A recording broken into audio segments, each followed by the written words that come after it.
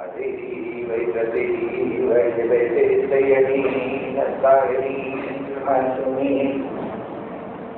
أما بعد فقد قال الله تعالى وتبارك في محكم كتابه المبين قوله الحق بسم الله الرحمن الرحيم. ومن يطع الله ورسوله فقد فاز فوزا عظيما.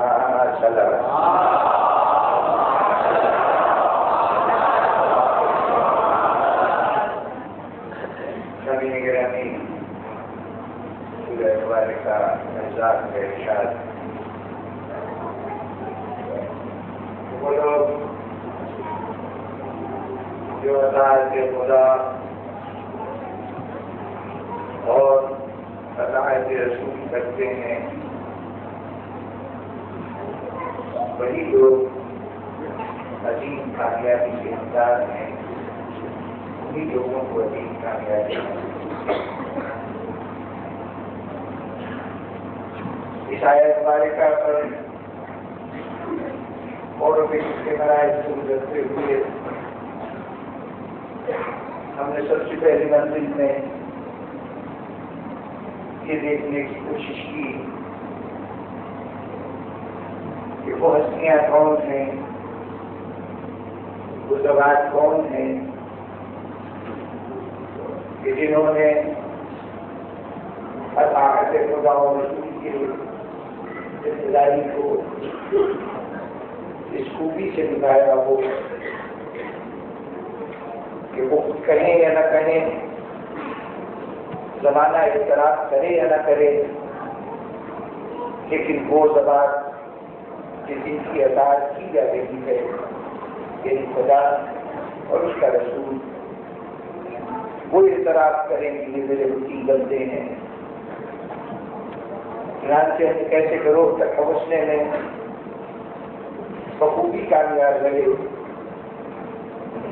کہ جن کے افراد کے لیے اللہ بھی کہتا ہے کہ یہ وہ اونچی بندے ہیں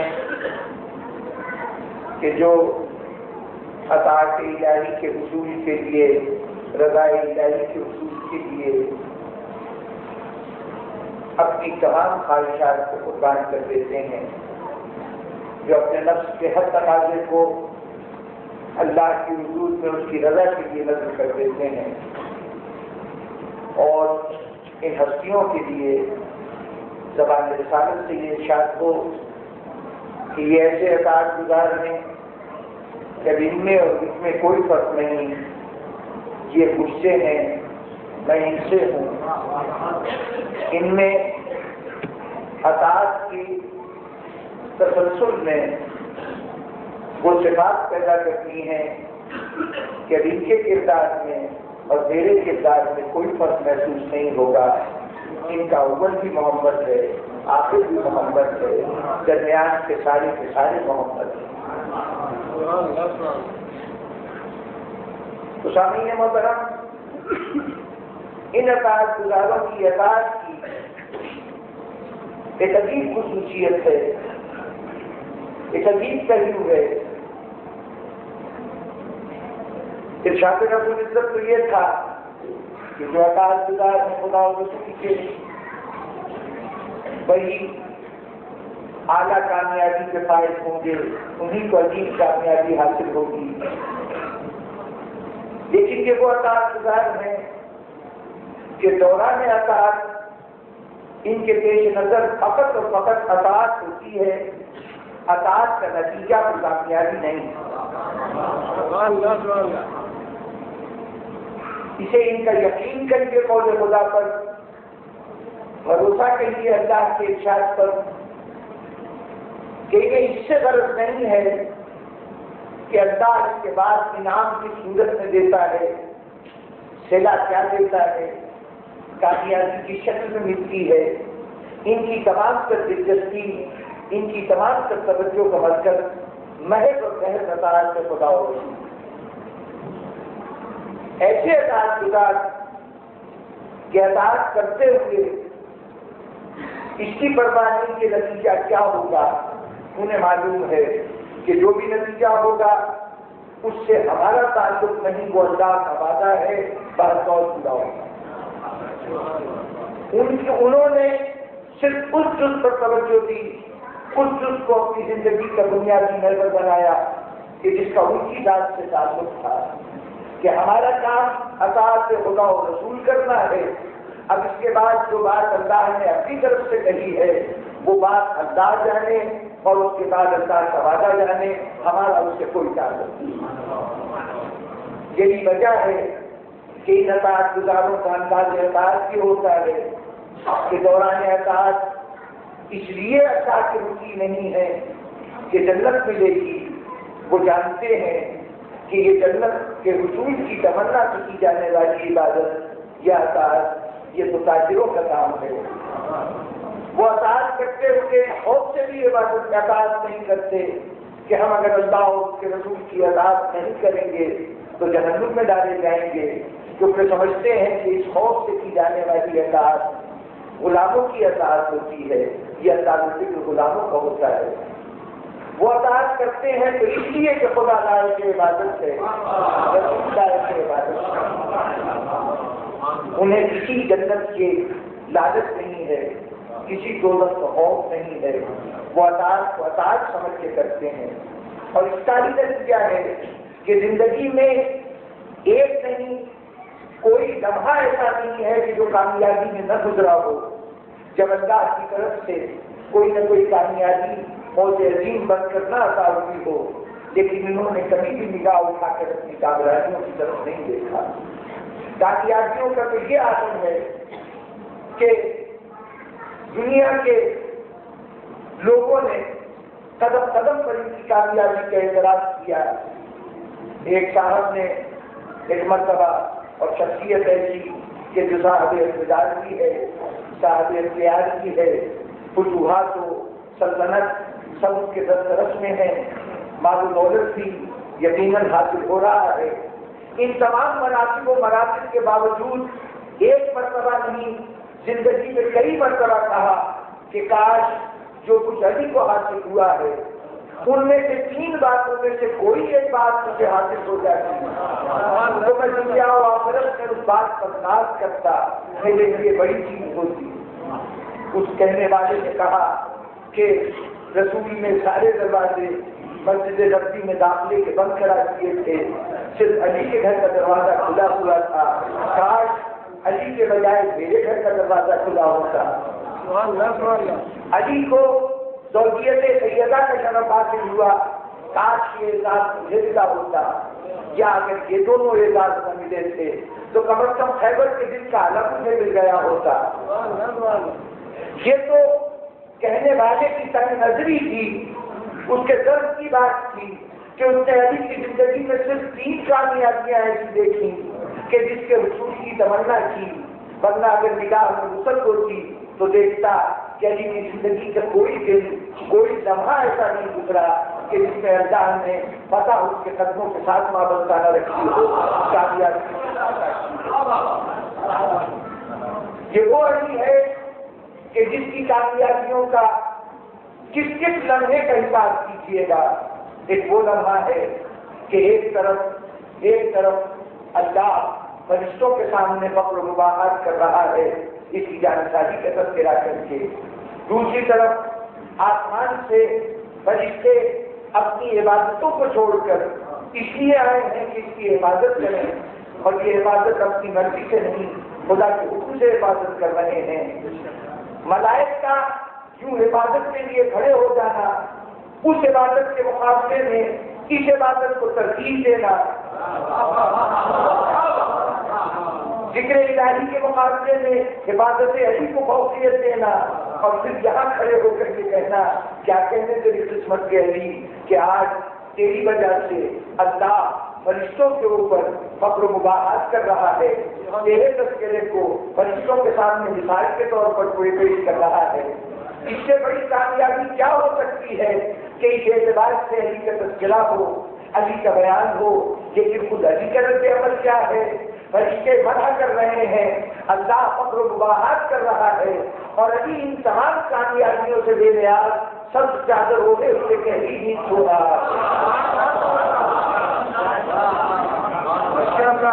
کوئی فخر کا اظہار نہیں، کوئی ناز نہیں، کوئی اس نوعیت سے جملہ نہیں کہ اس رات میں نے کس طرح سے جانکاری کی تھی، میں نے کتنا بڑا کارنامہ حاصل کیا، اللہ نے مجھے کیا مرتبہ دیا، کوئی اس بات سے غرض نہیں، صرف اس بات سے تعلق ہے کہ اس وقت میرا فریضہ کیا ہے، اطاعت حکم رسول کس طرح کی جانی چاہیے، چاہے عادت ہو یا نہ ہو، چاہے مزاج میں رات کا سونا شامل ہو یا نہ ہو، لیکن آج حکم رسول ہے تو ابھی اطاعت کر کے دکھائے گا کہ ایسی نیند چھوڑے گا کہ زندگی میں پھر کبھی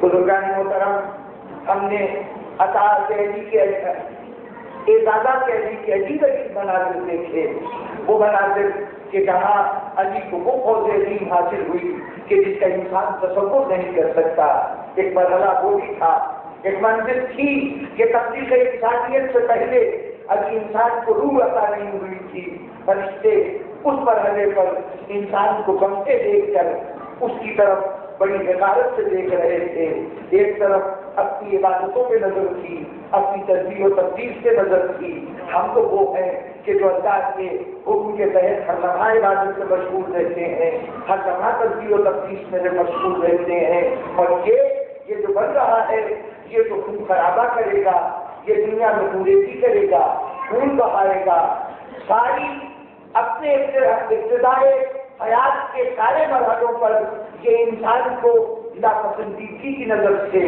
انسان کو پست سمجھتے ہوئے حقارت کی نظر سے دیکھتے رہے، یہی سمجھ کر ہمیں معلوم گزار یہ خون بہانے والا، لیکن ایک دن معلوم کیا ہوا کہ ہر لمحے خدا کے ذکر سے اپنی زبان کو آلودہ رکھنے والے، ہر لمحے اپنی زبان پر ذکر الہی کرنے والے اچانک ذکر الہی چھوڑ کر ایک مخلوق کا تذکرہ کرنے لگے، کہنے لگے اے علی تجھ جیسا تو کوئی دوسرا نہیں، تو بے مثال ہے، تو لاجواب ہے۔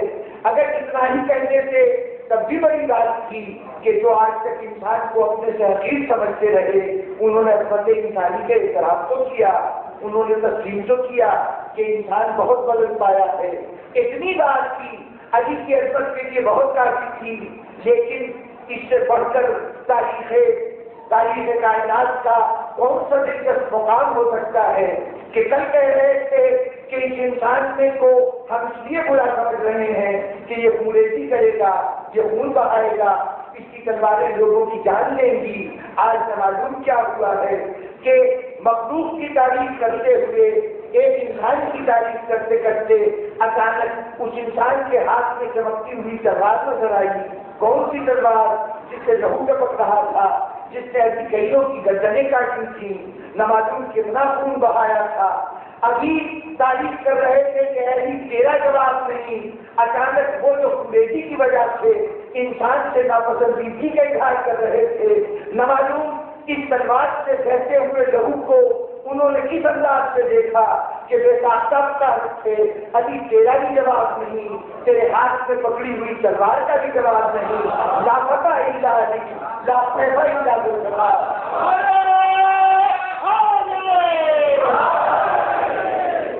اب اندازہ لگائیے کہ اس سے فخر کامیابی کیا ہو سکتی ہے کہ اتنا قدیم اعتراض، اتنا قدیم اختلاف، آج فرشتے اپنی رائے بدلنے پہ مجبور ہو گئے۔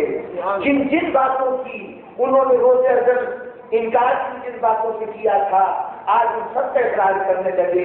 ان سے انسان کی عظمت سے انکار کیا تھا، علی کو دیکھا تو احساس ہوا کہ اس کی عظمتیں تو بے پناہ ہیں، اس کا اعتراف کیا۔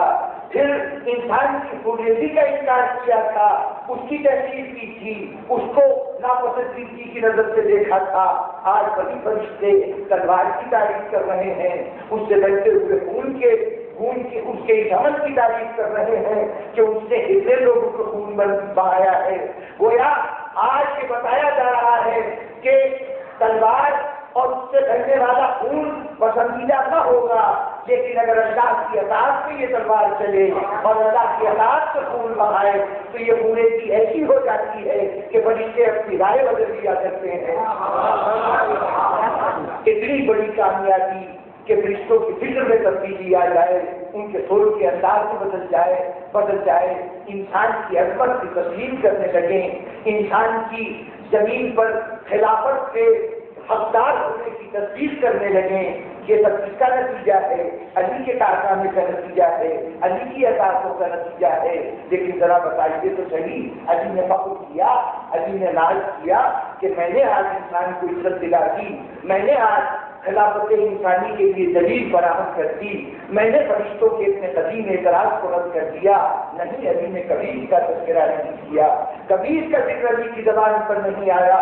اچھا، اس مقام پر جہاں فرشتوں نے رائے رکھی تھی، وہاں مجھے یہ قیاس کرنے کا حق پہنچتا ہے کہ جنہوں نے پہلے انسان کو فسادی سمجھا تھا، انسان کو خون بہانے والا سمجھا تھا اور انسان کی تلوار سے اپنی نفرت کا اظہار کیا تھا، آج رائے بدل کے جب انسان کی بھی تعریف کر رہے ہیں، اس کے تلوار کی بھی تعریف کر رہے ہیں، تو یقیناً ان کی رائے میں تبدیلی پیدا ہوئی ہے۔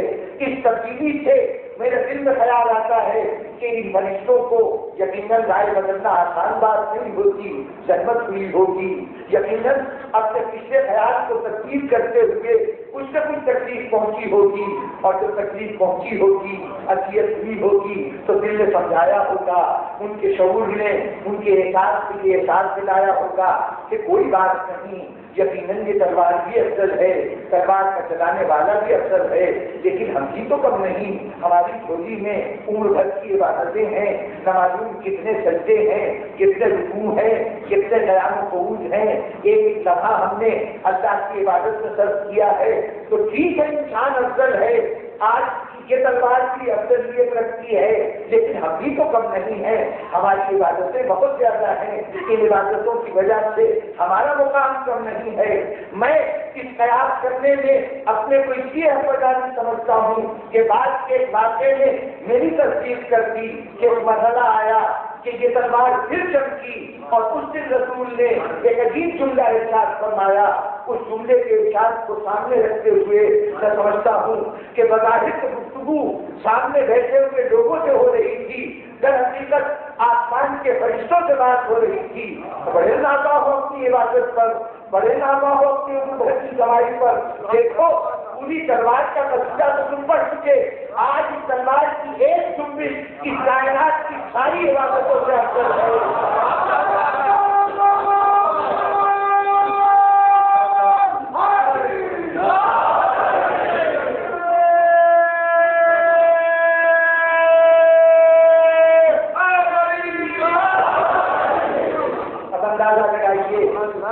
کو اتنی بڑی کامیابی حاصل ہو کہ جس کے تلوار کی ایک جنبش، وہ تلوار جو نہ معلوم کتنی مرتبہ چمکی، کتنی مرتبہ اس سے ضرب لگائی، لیکن جس کی ایک ضرورت کے بدل کو پورا کرنے کے لیے پورے کائنات کی عبادتیں ناکافی ثابت ہوں، جن و انس کی تمام فلائق کی عبادتیں ناکافی ہوں، تو اس کی اتنی بڑی ضربوں کے اجر و ثواب کا، اس کے مقام کا کون اندازہ لگا سکتا ہے؟ اتنی بڑی صنعت ملے تو آج اس کے بڑھ کر کامیابی کا تصور کیا ہوگا؟ آج یقیناً علی کا طرفہ اس سے اٹھانا چاہیے، علی کو ناز کرنا چاہیے کہ میں نے اتنا بڑا کام کیا ہے کہ آج میری عبادت، میرا ایک عمل، فقط ایک جزو عمل حاوی ہو جائے تمام عبادتوں پر، لیکن پھر علی کی زبان پر نہ کوئی فخر ہے، نہ کوئی ناز ہے، نہ یہ دعویٰ ہے کہ میں نے اتنا بڑا کام کر دیا۔ علی کے پیش نظر فقط اور فقط اطاعت خدا و رسول ہے۔ اور پھر بزرگان محترم ایک اور مقام آیا کہ وہاں بھی جنگ تھی، وہاں بھی لڑائی تھی، لیکن وہ اندر سے لڑائی نہیں تھی، حارث سے لڑائی نہیں تھی، امر بن عبد سے لڑائی نہیں تھی، وہاں مقابلے میں فرشتوں کی کسی بات کو بھی غلط ثابت نہیں کرنا تھا، بلکہ مقابلہ کس کا تھا؟ علی میدان جنگ میں تھا، لیکن جنگ تھی اپنی ضرورتوں کے ساتھ، اپنی خواہشوں کے ساتھ، اپنے نفس کے تقاضوں کے ساتھ۔ ایک مرحلہ تھا کہ جہاں علی اپنے آپ سے لڑ رہا ہے، وہ کون سی منزل ہے بزرگان محترم؟ بچے بیمار ہوئے تھے، صحت یاب ہوئے ہیں، صحت یابی میں آج علی نے روزہ رکھا ہے، علی کے گھر کے تمام افراد نے بھی روزہ رکھا ہے، تمام افراد روزے سے ہیں، شام کا وقت ہوا ہے، افطار کا مرحلہ ہے، بیمار بچے ابھی صحت یاب ہوئے ہیں، ان کے لیے غذا کی زیادہ ضرورت ہے، یقیناً خواہش ہوگی کہ افطار کا وقت افطار کریں گے، لیکن قبل اس کے کہ افطار شروع ہو دروازے سے دستک ہو گئی، کوئی مسکین آیا تھا جو طلب رزق کر رہا تھا، علی نے بھی اپنے سامنے سے رزق اٹھا کے دے دیا، بچوں میں بھی رزق دے دیا، گھر کے جتنے افراد سے سب نے راہ خدا میں رزق دے دیا۔ اس رات پانی سے افطار کیا گیا، باقی کی تفصیل بتانی مقصود نہیں ہے۔ دوسری رات آئی، شاید آج رزق مل جائے، لیکن آج پھر دروازے پہ دستک ہو گئی، آج کوئی یتیم کھڑا ہوا تھا، پھر رزق دے دیا گیا۔ اب ذرا تیسرا دن ہے، سوچئے ذرا کیا کیفیت گزر رہی ہوگی، نہ معلوم 2 دن کے لگاتار پانی سے کھولے جانے والے روزے کے بعد یہ تیسرا روزہ کتنا صاف ہوگا، کتنا مشکل ہوگا، نہ معلوم سیدہ نے کیسے چکی پیسی ہوگی، نہ معلوم کس طرح سے روٹیوں کا اہتمام کیا ہوگا۔ اور اس عالم میں ایک مرتبہ پھر دروازے پہ دستک دی گئی، اب تو دستک دینے والا ہے وہ ایک اسیر ہے۔ میں تصور کرتا ہوں کہ اس مرحلے پر علی کے سامنے دھوپ کھڑی کہہ رہی ہوگی، علی میرا تو خیال کرو، میری تو ضرورت کی طرف توجہ دو۔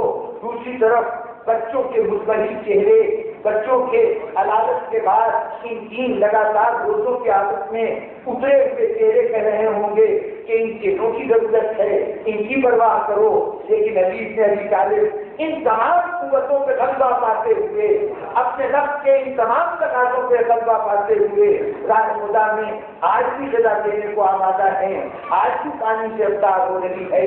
یہ مرحلہ بزرگان محترم علی کی 2 ہی کامیابی کا مرحلہ ہے۔ ایک تو مرحلہ یہ ہے کہ علی نے آج کے تیسرے روزے میں بھی کسی عجیب کو کھانا کھلا دیا تو اب زبان قدرت سے سند عطا ہونی شروع ہوئی کہ علی تیرا یہ عمل اتنا پسندیدہ عمل ہے کہ خدا بند اعظم اس عمل پر تیرا مشکور ہے، تیرا شکر گزار ہے، تیرا شکریہ ادا کر رہا ہے۔ اے علی تیرے اس عمل کی کیفیت یہ ہے کہ ہم تصدیق کرتے ہیں، ہم گواہی دیتے ہیں کہ تیرا یہ عمل کسی غرض سے نہیں ہوا، کسی چیز کے حصول کے لیے نہیں ہوا۔ تجھے جب رزق کی ضرورت تھی تو نے اس رزق کو صرف جو دیا ہے تو اس لیے دیا ہے کہ تو خدا کی رضا چاہتا ہے، خدا کی رضا چاہتا ہے۔ بزرگان محترم ایک طرف تو یہ علی کے اوپر کرم تھا اللہ کا کہ اللہ علی کے عمل کو قبول کرے اور اس کی سند قبولیت عطا کرے، اس کے مخلص ہونے کی تصدیق کرے، اس کو محض اللہ کے لیے ہونے کی تصدیق کرے۔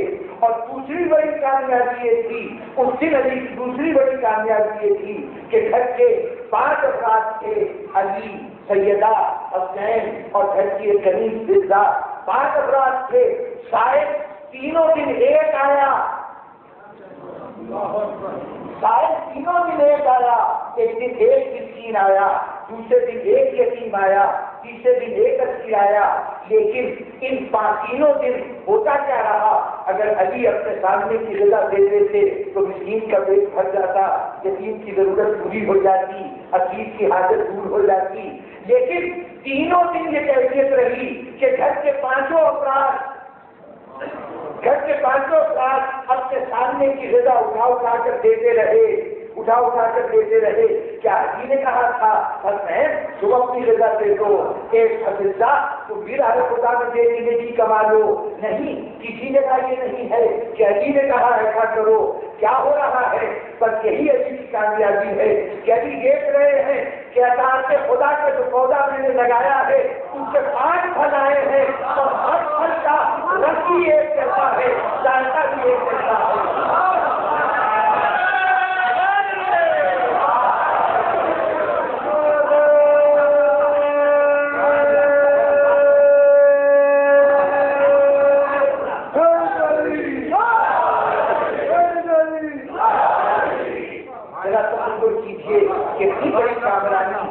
کہ جس کی توقعات، جس کے سارے خواب، جس کے سارے تصورات اس حسن کے ساتھ پورے ہوں کہ جو اپنا خون تھا، اپنا لہو تھا، وہ تو کردار علی کی تازگی کر رہا ہے، وہ تو اطاعت خدا و رسول میں بالکل علی جیسا بن رہا ہے۔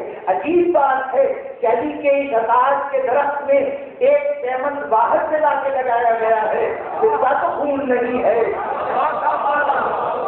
جس کا تو گوشت کو اس کا حصہ نہیں ہے، لیکن اللہ جانے علی کی تربیت کا سوال ہے کہ چندے نے گھر میں گزارے ہیں تو اس کا بھی انداز عطا وہی ہے، اس کا بھی انداز اطاعت وہی ہے۔ اس کو علی جتنا چاہے ناز کریں، جتنا چاہے فخر کریں کہ جہاں علی نے خود کو مسخر کر لیا ہے، اپنی خواہشات اپنے نفس کے تقاضوں کو مسخر کر لیا ہے، وہاں علی نے اس تصویر کو پھیلا دیا ہے اپنی نسل میں، اپنے شریک زندگی میں، اپنے گھر میں رہنے والوں میں، سب کو اطاعت الہی کی درجے سے درشار کر دیا ہے۔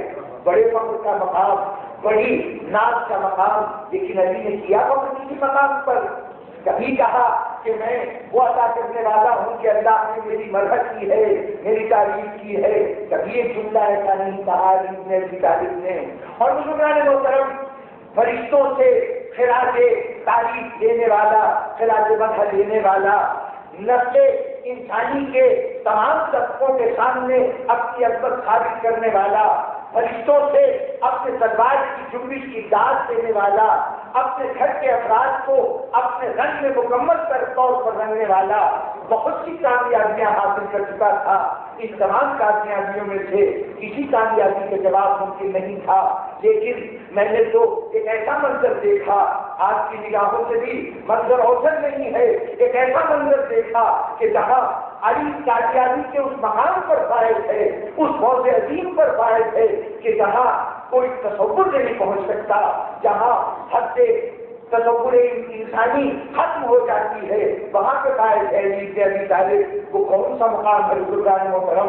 منزل بڑی ہے، اس لیے اس کا تذکرہ کرتے ہوئے چند جملے تمہید کے کہنا چاہوں گا تاکہ عظمت کا تعارف ہو سکے، اس لیے کہ جو کچھ ہم نے نگاہوں سے دیکھا ہے وہ اپنے طور پر عظمت ہے، لیکن جو میں دکھانا چاہتا ہوں وہ عظمتوں کے کچھ ایسے پہلو ہیں کہ جو ہماری نگاہوں سے عام طور پر اوجھل ہوتے ہیں۔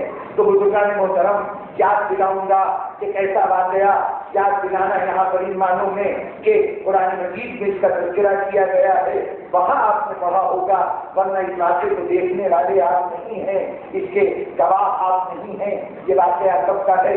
ابھی انسانیت وجود میں نہیں آئی، ابھی زمین آسمان میں نہ معلوم کیا کچھ پیدا ہوا ہے، کیا کچھ پیدا نہیں کیا گیا، ہمیں یہ معلوم نہیں، صرف اتنا معلوم ہے کہ اس وقت صرف انبیاء کی ارواح پیدا کی جا چکی تھی۔ وہ مرحلہ ہے کہ انبیاء کی ارواح پیدا کی جا چکی تھی۔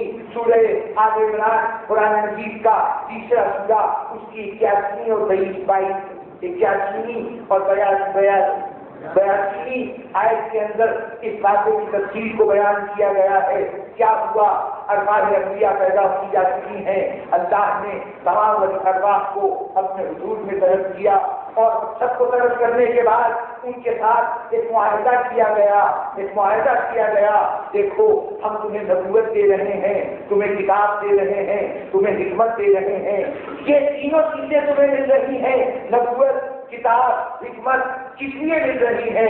دیکھو ایک ذات آئے گی، ایک نبی آئے گا، ہمارا ایک رسول آئے گا، وہ تم سب کی نبوتوں کی تصدیق کرے گا، وہ گواہی دے گا کہ میں گواہی دیتا ہوں کہ یہ میرے سامنے نبی بنا تھا، یہ میرے سامنے نبی بنا تھا۔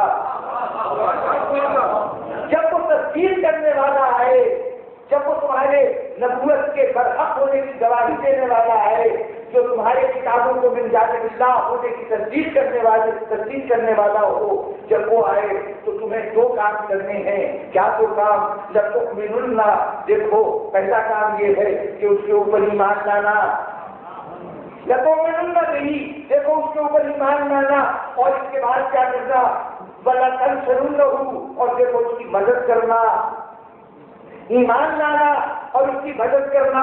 جب سب کے سامنے اللہ نے یہ اعلان کر دیا تو کہا قَالَ أَقْرَرْتُمْ، دیکھو تم اقرار کرتے ہو، اس بات سے اقرار کرتے ہو کہ اس پہ ایمان بھی لاؤ گے، اس پہ ایمان بھی لاؤ گے، اس کی مدد بھی کرو گے، اقرار کرتے ہو؟ سب نے کہا ہاں۔ اقررنا، ہاں ہم اقرار کرتے ہیں، ہم تصدیق کرتے ہیں کہ یہ قول و قرار اللہ اور ہمارے درمیان ہوا ہے، اقرار کر چکے، تصدیق کر چکے۔ تو اللہ نے کہا اچھا معاہدہ مکمل ہو گیا، جو مجھے دینا ہے وہ بھی اس سے درج ہو گیا کہ میں تمہیں نبوت، کتاب اور حکمت دوں گا، جو تمہیں کرنا ہے اس کا بھی بیان آ گیا کہ تم اس رسول پر ایمان بھی رکھو گے اور اس رسول کی مدد بھی کرو گے۔ دونوں فریق نے اپنی اپنی ذمہ داریوں کو درج کر لیا اور اس کے بعد تم نے اقرار بھی کر لیا، تسلیم بھی کر لیا، اس معاہدے کو مضبوطی کے ساتھ باندھ بھی دیا۔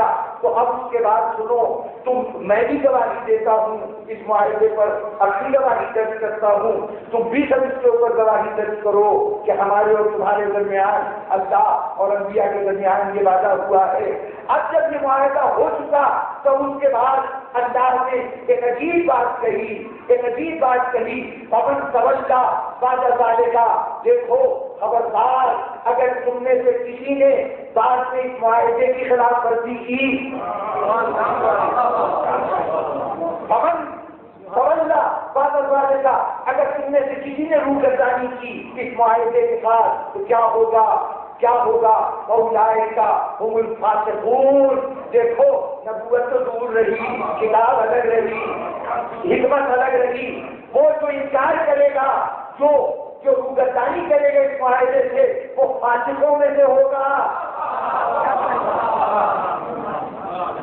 انبیاء کے لیے یہ لفظ زبان سے نہ آتے کہ قرآن نے کہا نہ کہا ہوتا۔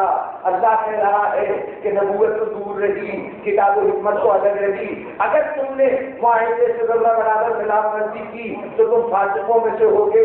دیکھیے ایک جملہ یہاں کہہ دوں، معاہدہ کیا ہے؟ ایمان لاؤ گے، مدد کرو گے، ایمان لاؤ گے، مدد کرو گے، اور اگر معاہدے سے خلاف ورزی کی تو فاسقوں میں شمار ہوگا۔ ارے ذرا غور فرمائیے کہ اس رسول کی نصرت کرنے سے اگر نبی روگردانی کرے تو فاسق ہوتا ہے، اگر نبی روگردانی کرے گا تو کیا ہوگا؟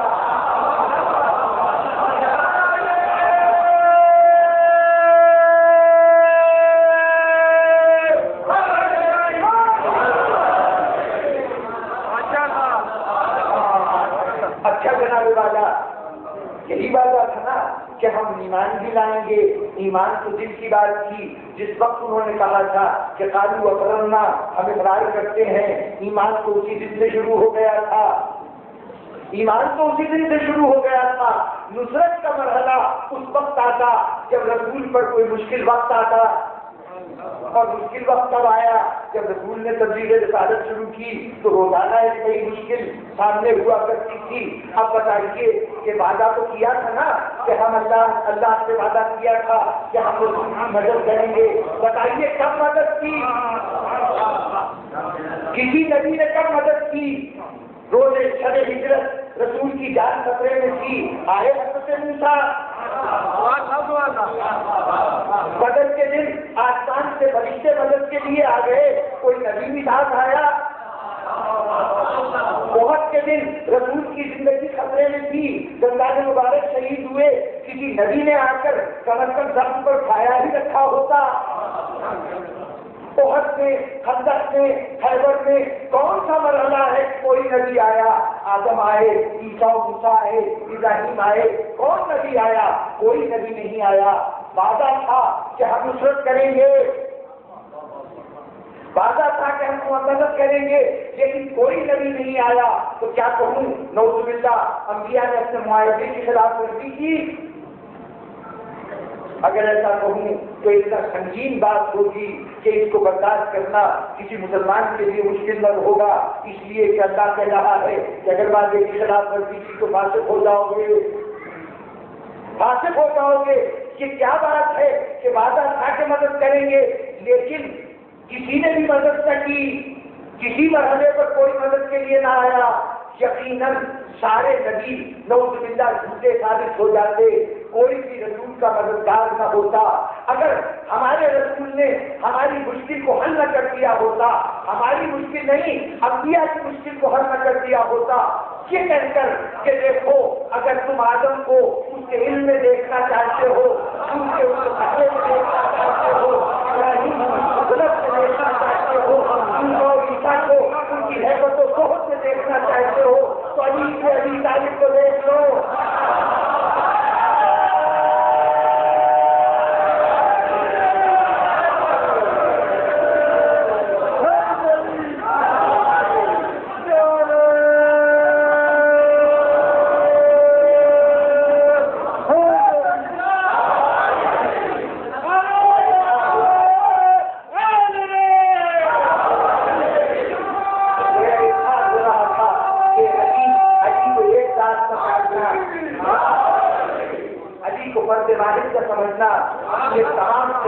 انبیاء کا وارث ہے، تجربات انبیاء کا وارث ہے، جو جس وقت یہ مدد کرے سمجھ تو سارے نبی مدد کر رہے ہیں۔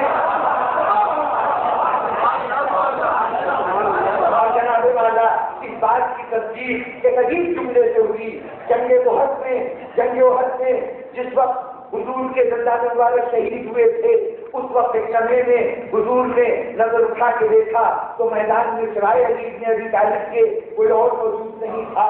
تو یہ تاریخی جملہ حضور نے اس وقت ارشاد فرمایا تھا، اے علی تو بھی جو نہ باقیوں کے ساتھ چلا گیا،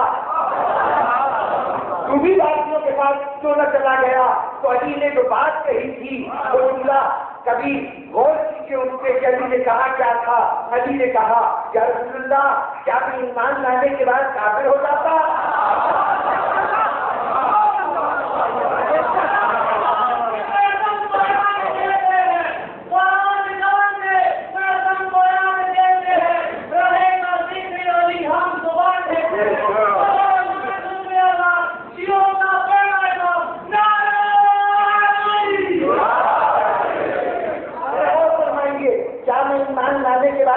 ہو جاتا؟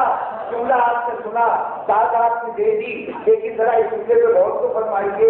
پہلی بات تو میں کہوں گا مولا علی آپ نے یہ کیا کہہ دیا کہ میں ایمان لانے کے بعد کافر ہو جاتا؟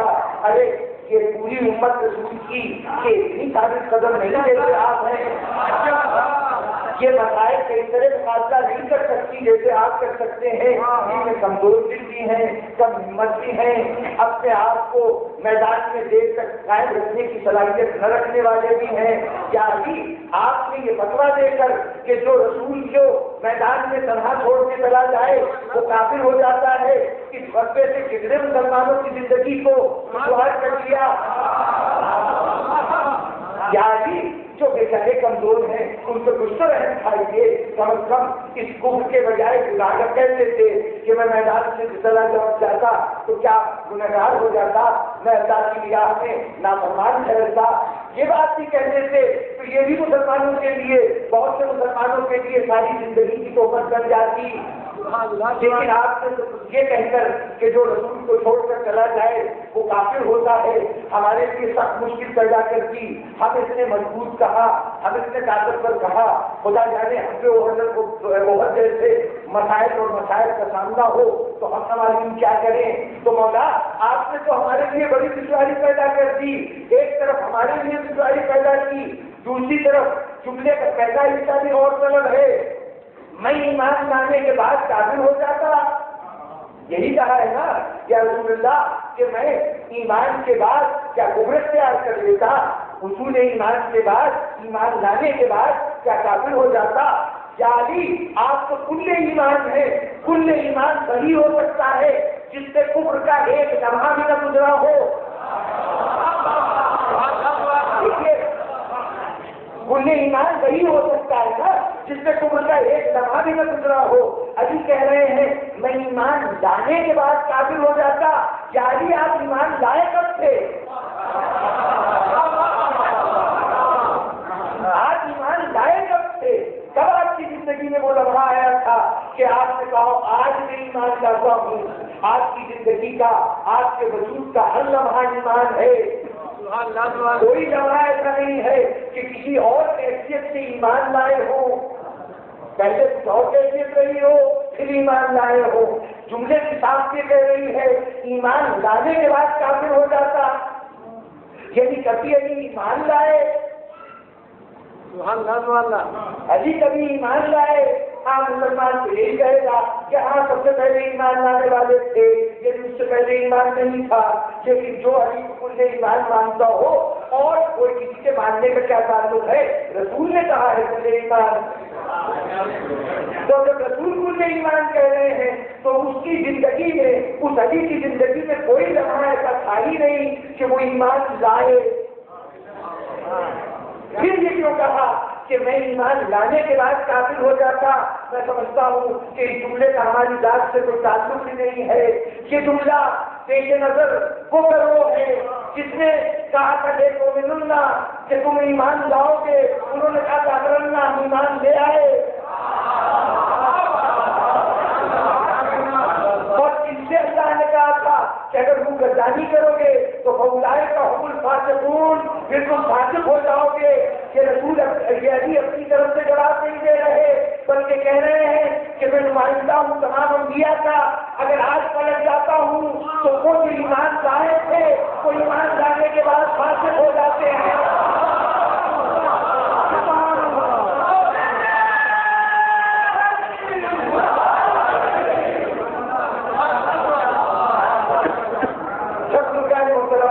یہ خبری کی کامیابیاں ہیں، لیکن میں جس کامیابی تک لے جانا چاہتا ہوں وہ اس سے آگے کی ہے.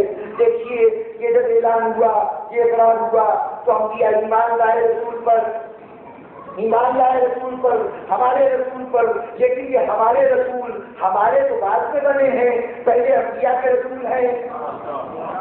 ہم امت رسول بعد میں ہیں اور سارے انبیاء رسول کی امت پہلے ہیں.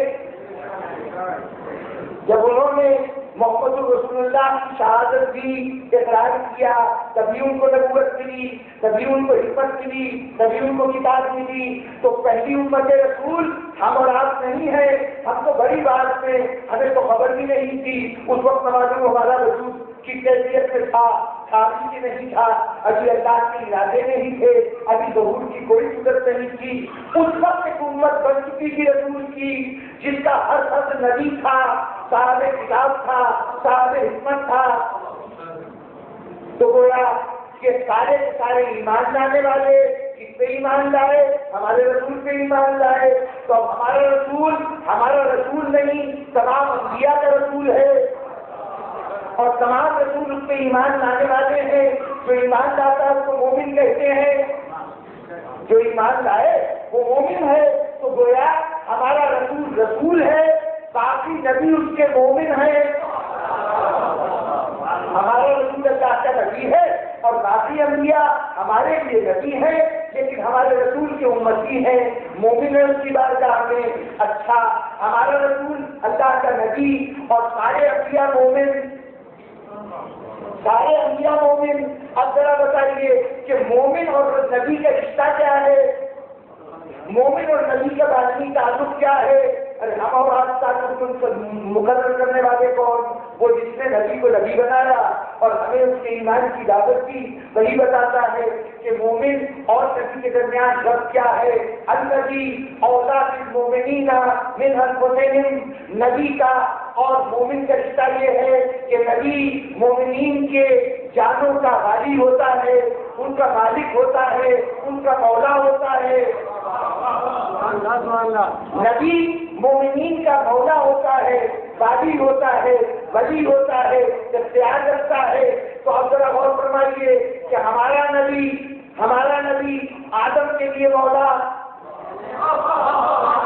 ہمارا نبی عیسی کے لیے مولا، ہمارا نبی ادریس کے لیے مولا، ہمارا نبی نوح کے لیے مولا، ہمارا نبی صالح کے لیے مولا، ہمارا نبی ہود کے لیے مولا، ہمارا نبی ابراہیم کے لیے مولا، ہمارا نبی اسحاق کے لیے مولا، اسماعیل کا مولا، یعقوب کا مولا، یوسف کا مولا، موسیٰ کا مولا، عیسیٰ کا مولا.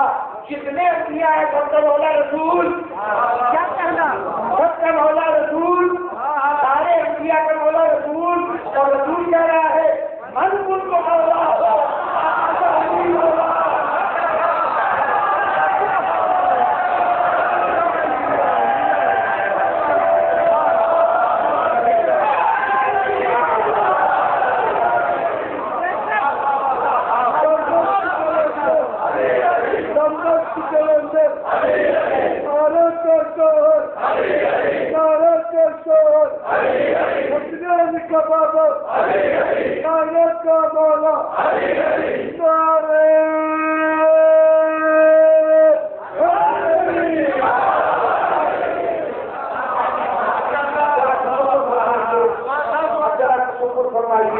کہ فوج عظیم کی کون سی منزل ہے کہ جہاں پہلی فائد ہے.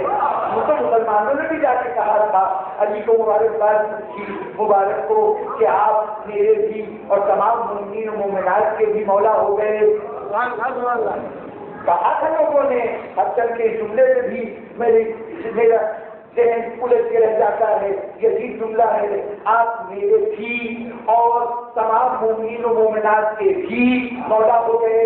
یعنی تمام مومنین و مومنات اور ہیں، میں اور ہوں.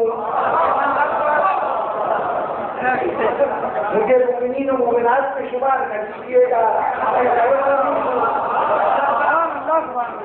لیکن بات تو کہنے والے نے کہا تو اس کے پیش نظر فقط مدینے کے مومن رہے ہوں گے، مکے کے مومن رہے ہوں گے، سرزمین عرب کے دوسرے مومن رہے ہوں گے.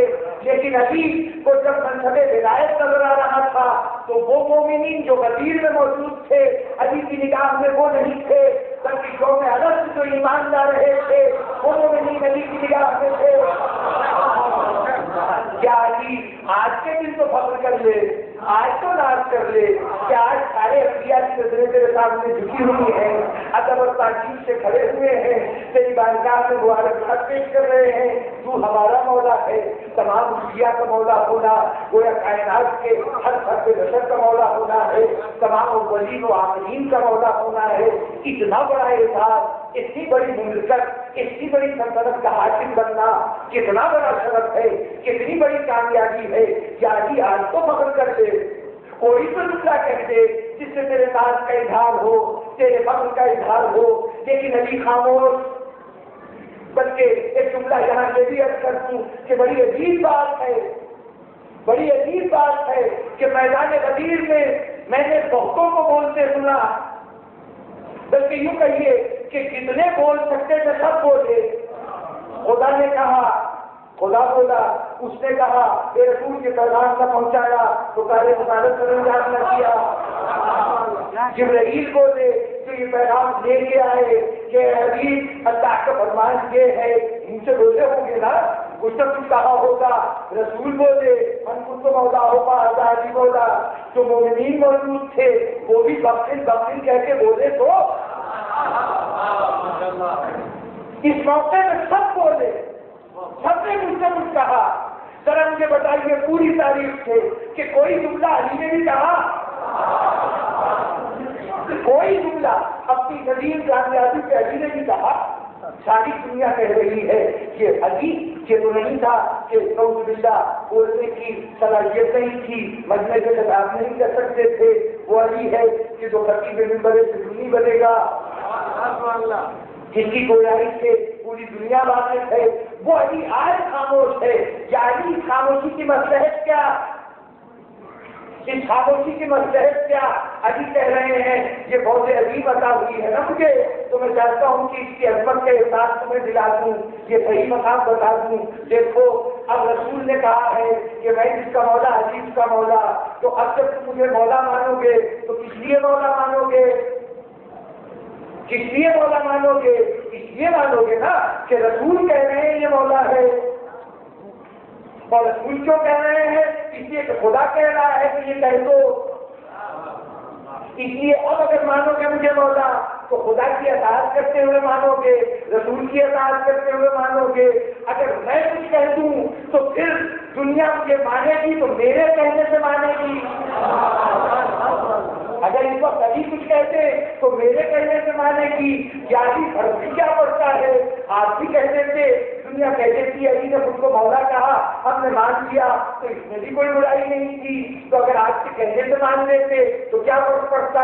اور خدا اور رسول کے کہنے سے مانا ہے تو اس سے کیا فرق پڑے گا؟ تو علی کہنے دیکھو کہ یہ امت کا ایک بڑا حصہ میری بات سے انکار کرنے کو گستاخی کہے گا، بے ادبی کہے گا، لیکن اس سے آگے نہیں بڑھے گا. لیکن رسول کی پوری امت سے ایک ایک فرد اس بات سے متفق ہوگا کہ اگر خدا اور رسول کچھ کہے اس سے کوئی انکار کرے تو وہ دائرہ ایمان سے خارج ہے.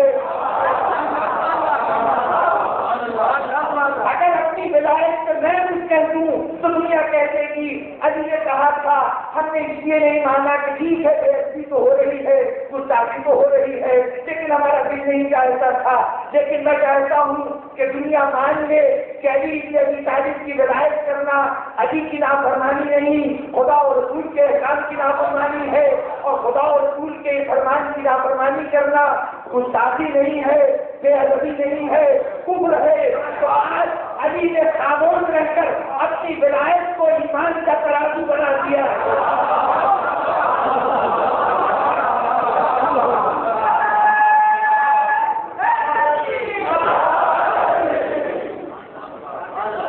بزرگان محترم، وہ علی جس نے شب ہجرت فخر نہیں کیا، جس نے بدر و احد کی کامرانی پہ فخر نہیں کیا، جس نے خندق و خیبر کے معرکوں میں فخر نہیں کیا، جس نے ولایت کا تاج پہن کر فخر نہیں کیا، وہ علی زندگی کے سارے مرحلے میں کامرانی ہی کامرانی، کامیابی ہی کامیابی، فتوحات ہی فتوحات حاصل کرتا گیا، لیکن کسی مرحلے پہ اظہار فخر نہیں۔ ہاں کیا فخر، ایک منزل آئی فخر کیا، کسی میدان جنگ کی فتح کے اوپر فخر نہیں، کسی عہدے اور مرتبے کے ملنے پہ فخر نہیں، کسی دشمن کو دیر کرنے پہ فخر نہیں۔ فخر کیا تو کب کیا؟ جب دو قدم موت سے فاصلہ لگ گیا تھا، سامنے موت کھڑی ہوئی دعوت دے رہی تھی، علی تمہارا وقت سفر آ گیا۔ اس وقت علی نے اپنے ماضی کی طرف دیکھا، زندگی کا ہر عمل اطاعت خدا و رسول میں گزرا تھا۔ اس وقت پہلی مرتبہ قبول کیا، اس کو رب الکعبہ، خدا کی قسم علی کامیاب ہو گیا، علی کامیاب ہو گیا۔ یا علی آپ نے آج خود کو رب الکعبہ کہہ کر، موت کے مرحلے پر خود کو رب الکعبہ کہہ کر مومن کے لیے اس کے کردار کا تعین کر دیا ہے کہ دیکھو تمہیں یہ نہیں دیکھنا، تمہاری کامیابی اس سے تعلق نہیں رکھتی کہ تم کس مقام پہ پہنچے، کس عہدے پہ پہنچے، کس مرتبے پہ پہنچے، وہ وعدہ اللہ کا ہے، وہ جانے اور اس کی عطا جانے، وہ تمہارے عمل کو دیکھ کر خود فیصلہ کر دے گی کہ تمہیں کس طرح کی کامیابی، کیسی کامیابی، کتنی بڑی کامیابی دی جائے۔ تمہاری کامیابی صرف اس بات پر ہے کہ زندگی سے کوئی قدم اطاعت خدا و رسول سے باہر نہ ہو۔ تمہاری کامیابی صرف یہ ہے کہ اطاعت خدا و رسول کرتے رہو، اس کے بعد نتیجہ اللہ پہ چھوڑو۔ وہ یقیناً خلاف عدل نتیجہ ظاہر نہیں ہونے دے گا، وہ جو کچھ عطا کرے گا عین انصاف ہوگا، عین کرم ہوگا، عین خدمت ہوگی۔ یہ معاملے اس پہ چھوڑو اور تم اطاعت الہی، صرف اطاعت الہی کی نیت سے کرتے جاؤ، نتائج کی پرواہ نہ کرو۔ یہی علی کی تعلیم تھی، یہی علی کا دیا ہوا سبق تھا کہ اب علی والوں کا انداز فکر کیا ہے کہ اگر موت ہم پہ آ پڑے یا ہم موت پہ جا پڑے، یہ ہمارا مسئلہ نہیں ہے، ہمیں تو صرف یہ دیکھنا ہے کہ ہمارے قدم حق کی راہ پہ ہیں یا نہیں۔ یہ فقط اطاعت الہی کے جذبہ تھا کہ وطن چھوٹے تو کسی کے باتیں سے بڑھ نہیں، وطن چھوٹے تو کسی کو اس بات کا صدمہ فطری بات ہے، دل کو بتایا ہی اللہ نے اس لیے ہے کہ وہ جب چوٹ لگتی ہے تو سوگوار ہو جاتا ہے، آنکھوں میں آنسو آ جاتے ہیں۔ حسین مدینے سے رخصت ہوں، سوگوار نظر آئے تو اس سوگوار نظر آنے سے حیران نہ ہو۔ اصل میں یہ دیکھیے کہ چلتے ہوئے وطن کی محبت نے حسین کو روکا تو نہیں، اور اگر اللہ کی اطاعت نے مدینے سے نکالا ہے تو یہ مرحلہ ہے حسین کے پہلے امتحان کا کہ ایک طرف اطاعت الہی ہے اور دوسری طرف وطن کی محبت ہے۔ حسین نے وطن کی محبت کو چھوڑا، اطاعت الہی کو قبول کیا، پھر اس کے بعد حج کو چھوڑا اور اس زمانہ ہوئے یہاں پر پھر حج کی محبت حسین کو روک رہی ہے، حج کی عبادت سے حسین کا تعلق روک رہا ہے۔ اسی حسین نے شب عاشور ایک جملہ کہا تھا، جب ایک شخص کی مہلت مانگی تھی تو اس وقت کہا تھا میرا خدا جانتا ہے کہ مجھے عبادت خدا کی کتنی محبت ہے، عبادت خدا کی کتنی محبت ہے، جسے عبادت خدا کی اتنی محبت ہو کہ خدا کو اس کے اوپر گواہ ٹھہرائے۔ اگر دنیا والوں سے کہا جاتا کہ دنیا والے جانتے ہیں کہ میں کتنا عبادت گزار ہوں تو ہم سمجھ سکتے تھے کہ ظاہر کی گواہی تو دی جا سکتی ہے، باطن کی گواہی نہیں، لیکن جو اپنے کسی عمل کا گواہ اللہ کو ٹھہرائے اسے اپنے باطن سے بھی یقین کامل ہے، تبھی تو کہہ رہا ہے کہ اللہ گواہ ہے کہ میں اس کی عبادت پر کتنا شوق رکھتا ہوں، جو اتنا شوق رکھتا ہو کہ اسے یقین ہو کہ اللہ دل کی گہرائیوں میں، دل کی انتہاؤں میں بھی اگر نظر ڈالے گا تو وہاں بھی شوق عبادت نظر آئے گا۔ اس حسین کے لیے حد چھوڑنا کتنا مشکل ہوگا۔ بھائیوں، ہم سمجھتے ہیں کہ مسائل کربلا کربلا کا شروع، حسین پر مصیبتیں کربلا کا شروع سے، لیکن اگر غور فرمائیے تو جس دن حسین نے مدینے سے قدم باہر رکھا تھا مسائل حسین کے گرد جمع ہو گئے. مدینہ چھوڑنا مصیبت، حج چھوڑنا مصیبت. لیکن اس کے بعد ایک مصیبت عجیب آئی. شہر مدینہ کے قریب سے حسین گزر گئے.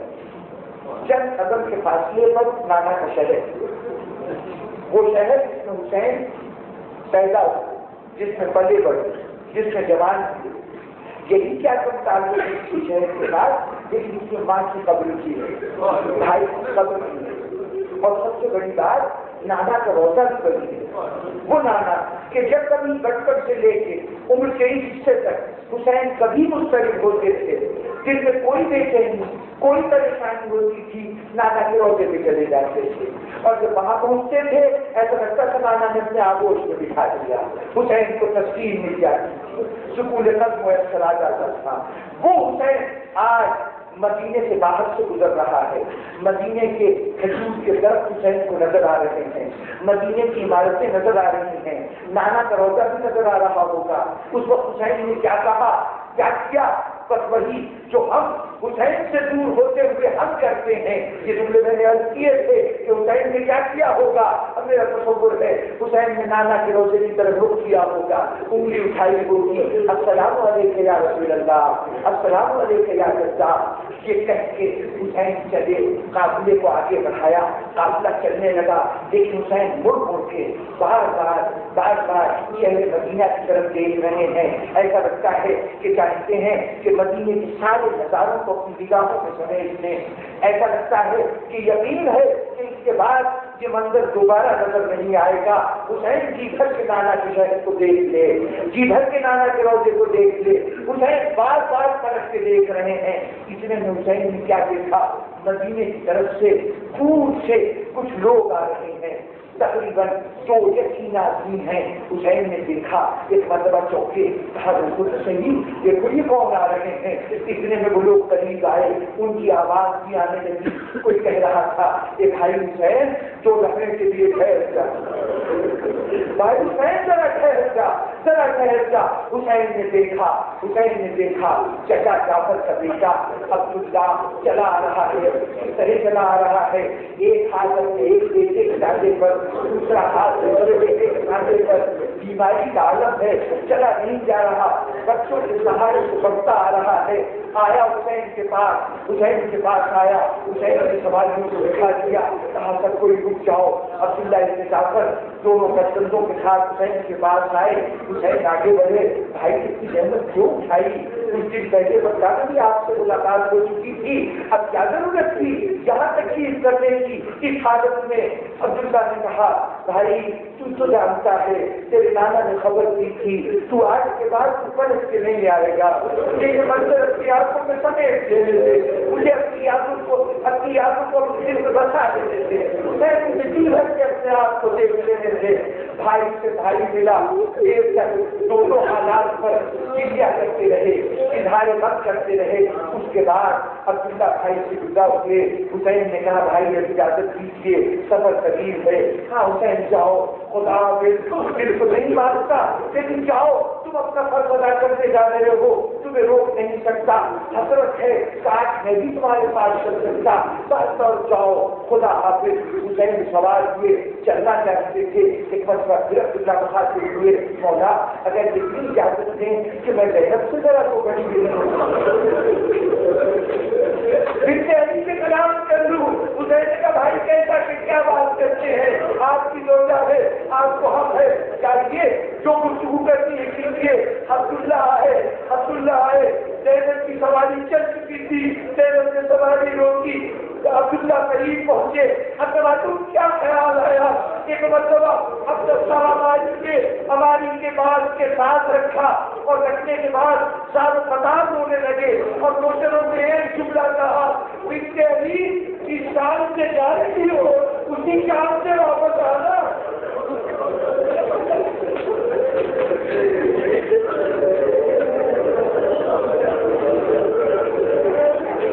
بزرگان محترم، زینب نے عبداللہ کے چڑیا دیکھا، عبداللہ کو روتے دیکھا، دل میں سمجھا اللہ کے خیال آنے لگے، وسوسے آنے لگے۔ ایک مرتبہ مخاطب ہوئی، عبداللہ دیکھو تم میرے شوہر کو اگر حکم دو گے تو علی کی بیٹی حکم سے سرداری نہیں کرے گی، ابھی سواری کا رخ مدینے کی طرف موڑ دے گی، لیکن عبداللہ اتنا سوچ لینا کہ زینب نے اگر مدینے کا رخ کیا تو بھائی کے بعد زندہ نہیں رہ سکے، گھر تک زندہ نہیں پہنچ سکے۔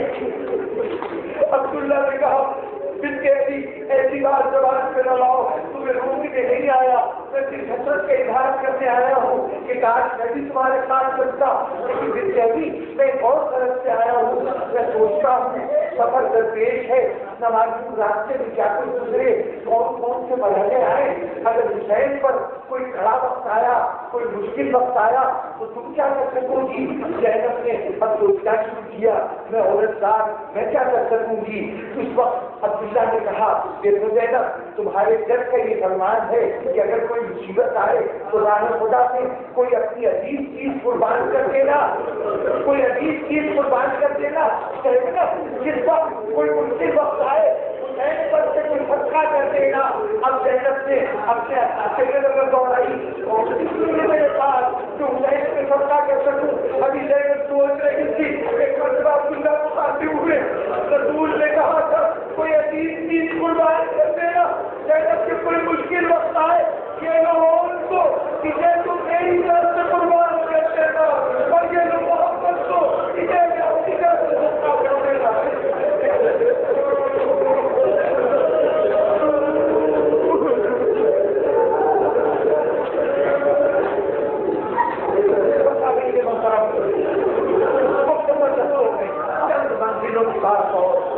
تھوڑا سا فراغ کا اور تھوڑی سی لذتیں آ گئی اور قافلہ چلتا جا رہا ہے۔ اب عالم یہ ہے کہ پورے راستے زینب نے اون کو اون کہہ کے نہیں بلایا، محمد کو محمد کہہ کے نہیں بلایا، جب کبھی آواز دیتی تھی کہ حسین کے سبوں میں نکال ہوتے ہوتے کربلا پہنچی زینب، کربلا پہنچی، شب عاشور آئی، خاص طور سے دونوں بچوں کو بلا کے اپنے سامنے بٹھا لیا۔ دیکھو تمہیں معلوم ہے نا تمہارے بابا نے کیا کہا تھا، یہی تو کہا تھا کہ حسین پہ بڑا وقت آئے صدقہ کرنے۔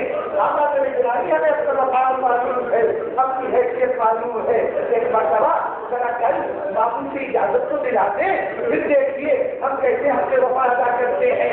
ارے ہم علی کے وارث ہیں، ہم علی کے نواسے ہیں، ہم جعفر طیار سے بولتے ہیں، کل ہم اپنے اجداد کا نام روشن کر دیں گے۔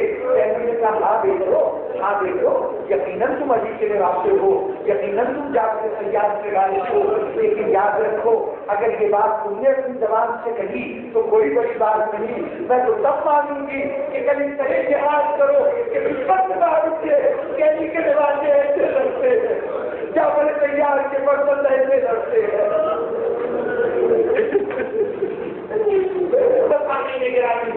اگلا دن آیا، روز عاشور آیا، پہلے حسین کے انصار قربان ہوتے رہے، حسین کے انصار کے بعد عائشہ کی باری آئی تو سب سے پہلے اولاد عقیل میدان میں جانے لگی، اور حضرت عقیل کے فرزند عبد الرحمن ابن عقیل شہید ہوئے، محمد ابن علی شہید ہوئے، اس کے بعد فرزندان مسلم حضرت مسلم ابن عقیل وہ میدان میں گئے، وہ شہید ہوئے۔ باری باری اولاد عقیل کا ہر فرد میدان میں شہید ہوتا رہا۔ اس مرحلے پر اور محمد اگر خیمے میں آ جاتے تو زینب کہتی بچوں ابھی زندہ ہو، ابھی زندہ ہو۔ ہوتے ہوتے ایک معاملہ آیا، بچے آئے، آج کے ماں سے مخاطب ہوئے، ماں میرے گرامی ہمیں رخصت کیجیے، ماں نے ہمیں میدان میں جانے کی اجازت دے دی ہے، جانے کی اجازت دے دی ہے۔ اچھا بس تو جاؤ، خدا حافظ، تمہیں اپنے حسین کے اوپر قربان کیا، جاؤ خدا حافظ۔ بچے نکلنا چاہتے تھے، ایک مرتبہ کافر ٹھہرو، اتنا کرا میرے بھائی حسین کو بلا لاؤ، بھائی حسین کو بلا لاؤ، حسین بلائے گے، بھیا ایک درخواست ہے، خیمے میں بیٹھ جاؤ، حسین زمین پہ بیٹھ کے اب کیا کیا نے اور ایک ہاتھ میں اور کا ہاتھ پکڑا، دوسرے میں محمد کا ہاتھ پکڑا، حسین سے گر چکر لگانے لگی، بہن کی کیا کر رہی ہو، بہن کی کیا کر رہی ہو،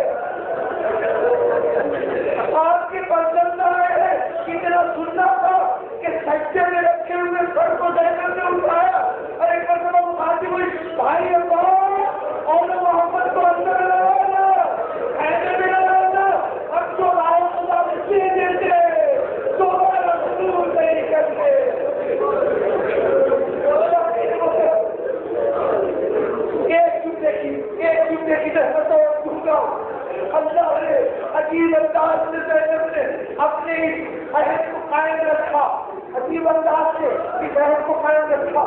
جب 11 محرم آئی تو ایک تھوڑی دیر کے لیے ان بیواؤں کو، ان بے سہارا عورتوں کو موقع ملا کہ اپنے عزیزوں کی لاش میں جا کے چڑیا کر سکے۔ تو اب کیا ہوگا؟ لیلا کریم آپ کی لاش میں جا کے بیٹھ گئی، بیٹا تمہیں تو ماں کے پردے کو بڑا خیال تھا۔ عمر فرما گئی، قاسم کے جسم کے ٹکڑوں کے پاس جا کے بیٹھ گئی۔ عمر کلثوم گئی، دریا کے کنارے عباس کے بیٹھے میں بیٹھ گئی۔ زینب گئی، حسین کی لاش کے پاس بیٹھ گئی۔ ہر بیوی کسی نہ کسی اپنے وارث کی لاش کے پاس بیٹھی۔ مصروف کیا تھی، اتنے میں یزید کے لشکر نے دیکھا 2 بچوں کی لاشیں ایک طرف پڑی ہوئی ہے، کوئی رونے والا نہیں، کسی نے آواز دی، ارے کیا یہ بچے لاوارث ہیں؟ کیا یہ بچے لاوارث ہیں؟ اتنا سننا تھا کہ لاشیں حسین سے